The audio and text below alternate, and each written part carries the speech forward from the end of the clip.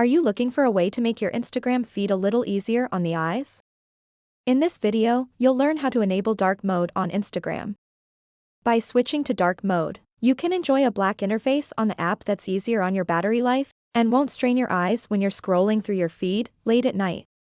So make sure to watch this video until the very end to learn how to enable dark mode on Instagram. So the thing is that, there is no option to enable the dark mode in the Instagram app itself, but there is a quick and easy workaround for that. So what you want to do is open up the control center by swiping down from the top right corner of the screen. And then tap and hold the brightness slider until this appears. As you can see, there is a button to enable dark mode on your iPhone. So go ahead and tap on that. Once you enable dark mode on your iPhone, it will automatically change the interface of Instagram to be black, enabling dark mode on Instagram as well. And now you can use Instagram in dark mode and enjoy all the benefits that come with it. So that wraps up this tutorial.